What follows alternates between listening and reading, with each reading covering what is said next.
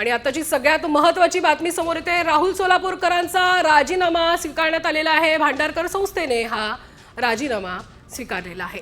राहुल सोलापूरकर यांच्या वक्तव्यामुळे खळबळ माजली होती आणि आता भांडारकर संस्थेने त्यांचा जो राजीनामा आहे तो स्वीकारलेला आहे। राहुल सोलापूरकरांकडून विश्वस्त पदाचा राजीनामा देण्यात आलेला आहे। आणि या संदर्भात अधिक माहिती घेऊया आपले प्रतिनिधी नितीन पाटणकर यांच्याकडनं। नितीन, काय अधिकची माहिती आहे? भांडारकर प्राच्यविद्या संशोधन संस्थेचे राहुल सोलापूरकर हे ट्रस्टी होते, सदस्य होते आणि त्या पदाचा त्यांनी राजीनामा दिलेला आहे। तिथल्या कर्मचाऱ्यांनी आणि मराठा आंदोलकांनी ही मागणी केलेली होती की संस्थेच्या सदस्य पदावरून, ट्रस्टी पदावरून त्यांना हटवलं जावं आणि त्यानंतर राहुल सोलापूरकर यांनी स्वतःहून राजीनामा दिला आणि संस्थेने तो स्वीकारलेला आहे। त्यामुळे एका वादावर पडता पडला।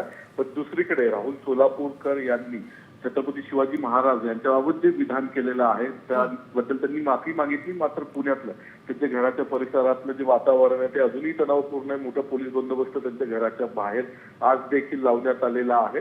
राहुल सोलापूरकर यांनी माफी मागितल्यानंतर देखील हा वाद सुरूच आहे। मात्र दुसरीकडे त्यांनी भांडारकर प्राच्यविद्या संशोधन संस्था ही प्रतिष्ठित संस्था आहे, त्याच्या सदस्य पदाचा, ट्रस्टी पदाचा राजीनामा दिलेला आहे। निश्चित, नक्कीच धन्यवाद नितीन, तुम्ही दिलेल्या या सविस्तर माहितीसाठी।